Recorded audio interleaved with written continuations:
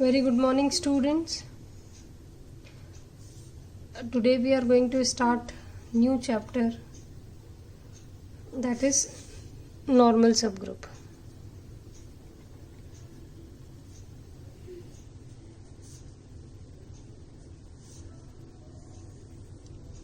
ठीक है, normal subgroup. Definition देखिए पहले। यहाँ पर आपको देखिए नॉर्मल सबग्रुप में इसका नाम ही नॉर्मल है, बाकी इसमें नॉर्मल कुछ भी नहीं है। Everything is special about this subgroup because आपने सबसे पहले ग्रुप पढ़ा, ठीक है। ग्रुप में आपने एक फिल्टर लगा करके और सब ग्रुप बनाया, ठीक है। कैसे बनाया? जी स्टार आपके पास एक ग्रुप था। ये जी स्टार ग्रुप कब बना था? 1+2+3+4 प्रॉपर्टीज़ को होल्ड करके। अगर इस जी स्टार में X Y inverse property hold हो जाती है तब जा कर के ये सब ग्रुप बनता है। तो जो सब ग्रुप है वो ग्रुप से और ज़्यादा शर्तों को, इसमें तो ये 4 शर्त थी, इसमें ये 5वीं शर्त और आ गई है, ठीक है। तो ये ग्रुप से सब ग्रुप, एवरी सब group is a group but every group is not necessarily सब ग्रुप, क्योंकि ये कंडीशन होल्ड होगी तो होगा वरना नहीं होगा। ऐसे ही सब ग्रुप पे हम एक कंडीशन और लगाएंगे तब जा कर के नॉर्मल सब ग्रुप बनेगा, ठीक है। अब वो कंडीशन कैसी होगी? नॉर्मल सब ग्रुप की कंडीशन आप देखिए। लेट जी स्टार आपके पास एक ग्रुप है।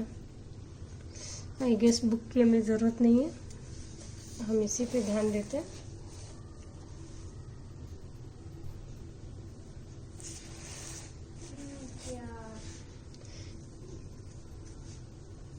देखिए नॉर्मल सब ग्रुप क्या होगा।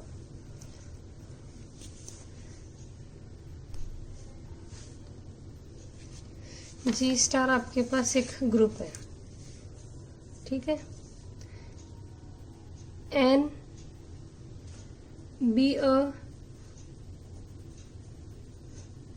सब ग्रुप ऑफ जी, मतलब N is a subgroup of जी, ठीक है। ये तो मैंडेटरी है, तभी आप नॉर्मल सब ग्रुप बनने की बात करेंगे जब वो एक सब ग्रुप तो है ही है। then this subgroup n of G is said to be, definition ध्यान से समझ लीजिए, आपका आधा काम हो जाएगा। then this subgroup n of G is said to be normal subgroup of G if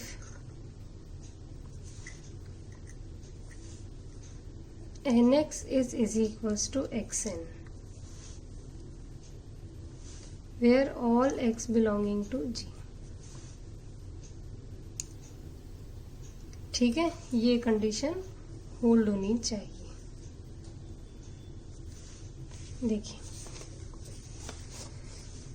late G be a group and N be a subgroup of G, then N is said to be normal subgroup of G। इसको invariant subgroup भी कहते हैं, conjugate subgroup भी कहते हैं।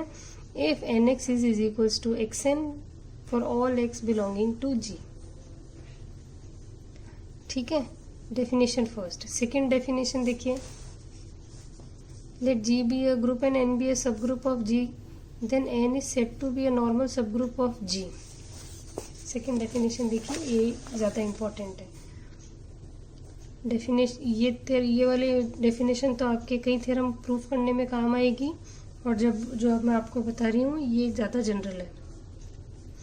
Definition of normal सब group. मान लीजिए कि एन जी का एक सब ग्रुप है, ठीक है। Then this N is said to be normal subgroup of G if अगर आप x एक एलिमेंट लें G में से, ठीक है, स्मॉल n कोई एलिमेंट ले आप कैपिटल N में से, सब ग्रुप में से, देन xn x इनवर्स को n में आ जाए, तो this implies n is normal subgroup of G। ये ज़्यादा इम्पोर्टेंट डेफिनेशन।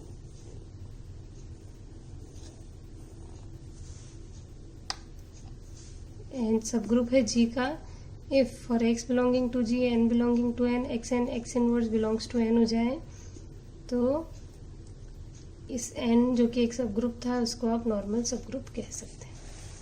तो जहाँ पर जैसे ये x y इनवर्स की डेफिनेशन लगती थी ना, तो अगर नॉर्मल सब ग्रुप बनने की डेफिनेशन हो गई x n x इनवर्स, जहाँ x बिलोंगिंग टू G है और n belonging to capital N। तो ऑब्वियसली आपने ग्रुप से सब ग्रुप पे एक कंडीशन लगाई थी, यहाँ पर x y दोनों बिलोंग्स टू जो भी सब ग्रुप आप मानते हो, नॉर्मली आपने h माना था, तो यहाँ पर आप नॉर्मल सब ग्रुप को दिखाने के लिए सिर्फ कैपिटल N हमने इसलिए माना है क्योंकि नॉर्मल स्टार्ट्स विद n। ठीक है, इस तरीके से ये दो डेफिनेशन है आपके पास कि अगर ये हो जाए तो भी सब ग्रुप बन जाएगा और अगर ये हो जाए तो भी सब ग्रुप नॉर्मल सब ग्रुप बन जाएगा। ठीक है, पहली चीज़ वही इम्प्रॉपर सब ग्रुप्स E और G के अलावा, E और G जो होते हैं वो इम्प्रॉपर है और उनके अलावा सब प्रॉपर सब ग्रुप है। देखिए इसके बाद एक नेक्स्ट डेफिनेशन है सिंपल ग्रुप। सिंपल ग्रुप की क्या डेफिनेशन है? एक ऐसा सब ग्रुप, एक ग्रुप ऐसा, a group is said to be a simple group if it has no proper subgroup, no proper normal subgroup। ठीक है, एक ऐसा ग्रुप जिसका कि कोई भी नॉर्मल सब ग्रुप एग्जिस्ट ना करे उसको हम सिंपल ग्रुप कहेंगे। ठीक है, एग्जाम्पल है G is equals to E is a group consisting only the identity element. इसका कोई भी प्रॉपर नॉर्मल सब ग्रुप नहीं होगा तो ये सिंपल ग्रुप है। 1 - 1 इसका कोई भी नॉर्मल प्रॉपर सब ग्रुप नहीं मिलेगा आपको तो ये भी सिंपल ग्रुप है। Every group of prime order is a simple group.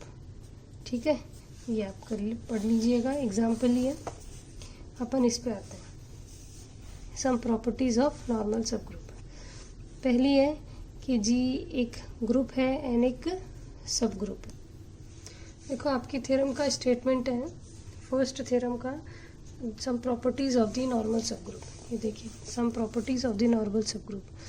इसमें आपको ये प्रूव करना है कि G आपके पास एक ग्रुप है, G स्टार आपके पास एक ग्रुप है एंड इसका एक सब ग्रुप है। ठीक है, then N is a normal subgroup, then N is a normal subgroup of G if and only if x and x inverse belongs to N। ठीक है, इसका क्या मतलब है कि ये आपकी नेसेसरी एंड सफिशिएंट कंडीशन का सेट हो गया। क्या हो गया? Necessary and sufficient condition for a subgroup to be a normal subgroup of G। If and only if वाला पार्ट है, इफ एंड ओनली इफ वाली थ्योरम है, then you have to prove it both the ways. मतलब first part आपको prove करना होगा कि this condition is necessary. This condition is necessary means first place पे we have to assume that N is a normal subgroup of G। If N is a normal subgroup of G, this implies that X and X inverse kind of elements will belongs to N। First part ये, और second part में you have to assume that X and X inverse kind of elements belongs to N। if this is satisfied, then you have to prove that n is a normal subgroup. normal subgroup का sign ये होता है, normal subgroup of G. Normal subgroup proof करने के लिए आपको proof करना पड़ेगा nx is equals to xn. और जब नेसेसरी कंडीशन प्रूफ करनी है, that on the first place you have to assume that n is a normal subgroup of G, means you can take this condition as ingredient to start the proof. Take this condition true. ठीक है. So let us start with the proof of necessary part, that the condition is necessary. ठीक है. ये first part तो बहुत आसान है. आपने नॉर्मल सब ग्रुप आपने एज्यूम करना है कि n is a normal subgroup of G. इसका मतलब nx is equals to xn है, जिसका मतलब this set is equals to this set. मतलब आप इसको ओपन करेंगे तो इसमें कुछ ऐसा होगा, n1 n2 n3 up to some right hand side से x से ऑपरेट करा देंगे, इधर लेफ्ट हैंड साइड से x ऑपरेट करा देंगे, एंड सब टू कहीं तक जाएगा.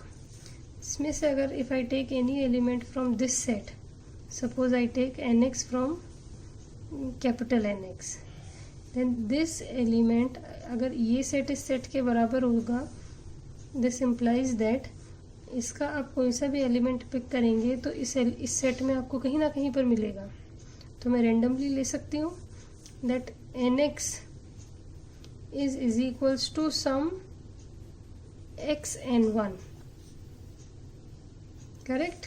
ये भी ले सकती हूँ और ये भी ले सकती हूँ.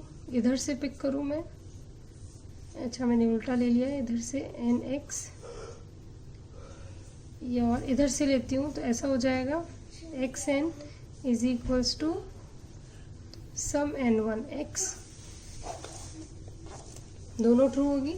इसका एलिमेंट का इक्विवेलेंस मैं इधर से दिखा सकती हूँ और इसके एलिमेंट का इक्विवेलेंस इधर से दिखा सकती हूँ. मैं ये चूज़ कर रही हूँ बिकॉज जो बुक में आपके प्रूफ है वो इस पे से लिया हुआ है, ताकि आप कंफ्यूज ना हो. Take xn is equals to some n1x. ठीक है. अब राइट हैंड साइड से अगर x इनवर्स से ऑपरेट करा देते हैं तो x इनवर्स,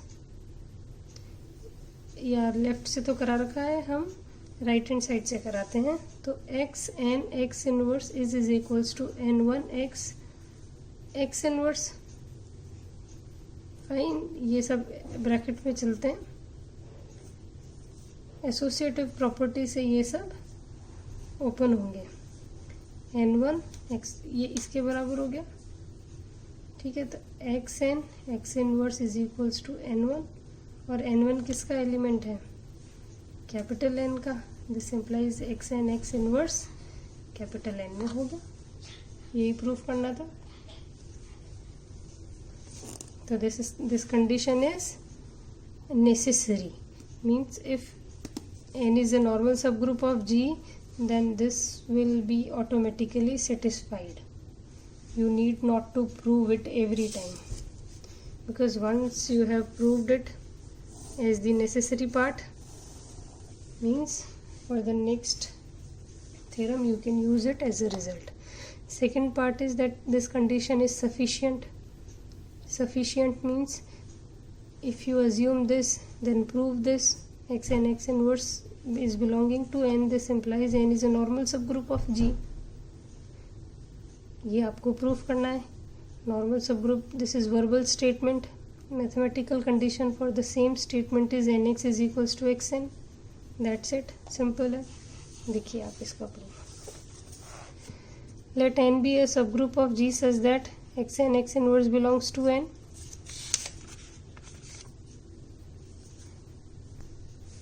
तो देखिए, let n is a subgroup of G such that xn x inverse belongs to n.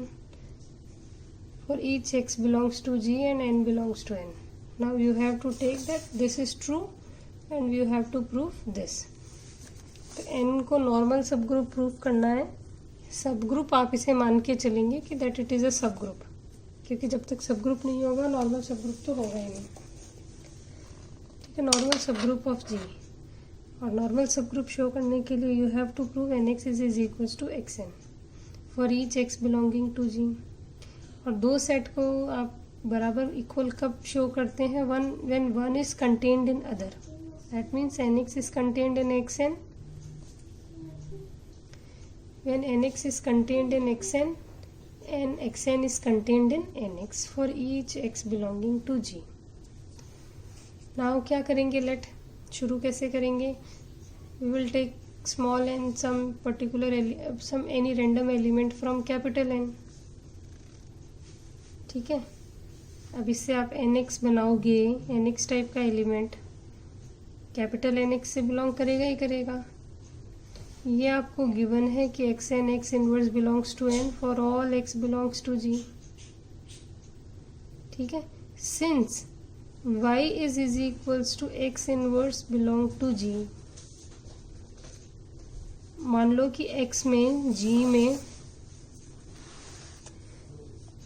में x बिलोंग कर रहा है, तो x इनवर्स भी तो g में बिलोंग कर रहा है। अब इस x इनवर्स को देखिए, अब आपको प्रूफ करना है सेकंड पार्ट में कि n जो है एक सब ग्रुप है g का और x इनवर्स है जो n में है, दैट इज ट्रू। ये गिवन है अपने को प्रूफ करना है कि जो nx है वो xn के बराबर है। ये बराबर कैसे प्रूफ करते हैं कि nx को xn में कंटेंट दिखा दो और xn को nx में कंटेंट दिखा दो, इन दोनों से ये दोनों बराबर हो जाएंगे। इसको प्रूफ कैसे करेंगे? लेट n ले लेते हैं अपन n में से। तो अगर इससे मैं nx कोई भी एलिमेंट बनाऊं तो ये किस में जाएगा? कैपिटल nx में से उठेगा।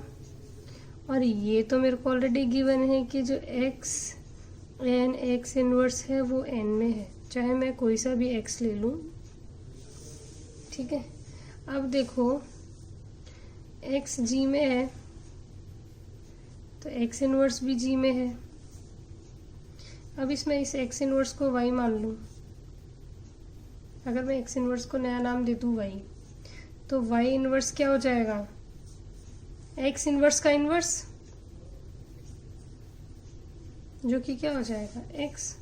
तो इस एलिमेंट को मैं ऐसे भी लिख सकती हूँ, x की जगह y इनवर्स, मतलब x इनवर्स को मैं y इनवर्स एन y के तौर पे लिख सकती हूँ। यस और नो? यस, बिल्कुल लिख सकती हूँ, मैंने इसको नया नाम दिया है। ठीक है, अब मैं nx से शुरू करती हूँ। nx लिया मैंने, इस nx को मैं nx लिख सकती हूँ। देखो किस तरीके से प्रूफ करेंगे हम।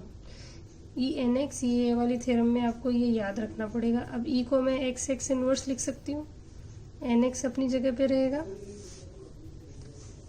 इसको मैं इन दोनों को साथ ले लूँ तो मैं ऐसे लिख सकती हूँ इसे,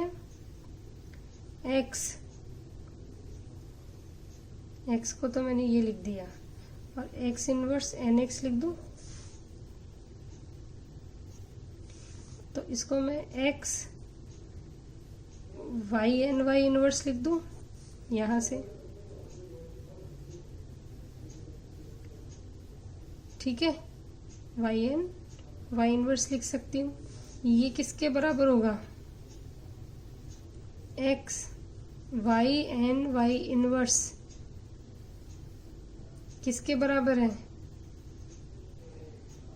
y inverse x inverse type element ही है, सब n में से है, तो ये एलिमेंट किस में से बिलोंग करेगा? xn में से। ठीक है, शुरुआत करी थी मैंने nx से, इस nx को प्रूफ कर दिया कि मैंने xn में, तो मैं इस दो nx टाइप के एलिमेंट किस में से था? nx में से, और इस एलिमेंट को मैंने इसमें से दिखा दिया, तो मैं ये कह सकती हूँ xn is contained in nx, nx is contained in xn। Similarly second part में मैं ये दिखा सकती हूँ, सिमिलरली इसका उल्टा चलेंगे। तो मैं उसमें ये दिखा सकती हूँ कि जो NX है वो कंटेंड है XN में। तो मैं इन दोनों को टुगेदर प्रूफ करके XN is equals to NX कर सकती हूँ और ये कह सकती हूँ N is a normal subgroup of G। ठीक है, ये थ्योरम में आपको ये सारी स्टेप्स याद ही रखनी पड़ेंगी कि आपको,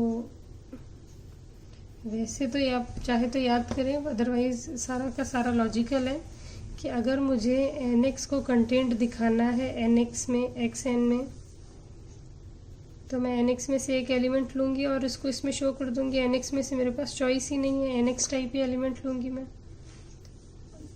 प्लस इस कंडीशन को मुझे यूज़ करना है XN X इनवर्स N में है। ठीक है, NX से XN पे पहुँचने का एक ही तरीका है कि ये उल्टा हो। ठीक है, तो इसको मुझे उल्टा करने के लिए X इनवर्स को Y मानना पड़ेगा। तो ये ऑटोमेटिकली चीज़ें कम्यूट हो जाएंगी और आप XN से NX सेट में मूव कर जाएंगे। बाकी चीज़ आपको थ्योरम का प्रूफ करने का तरीका ध्यान रखना पड़ेगा। ठीक है, ये इसका सेकंड हाफ प्रूफ किया हुआ है। नेक्स्ट क्लास में हम इसकी दूसरी नेसेसरी एंड सफिशिएंट कंडीशन पढ़ेंगे, that is your theorem 2। Same चलेगी। ठीक है, क्योंकि इसमें एलिमेंट की जगह सेट पे शो करेंगे आप नेसेसरी एंड सफिशिएंट कंडीशन को। तो देखते हैं, चलिए, thank you very much. Theorem number 2 हम नेक्स्ट क्लास में कंटिन्यू करते हैं।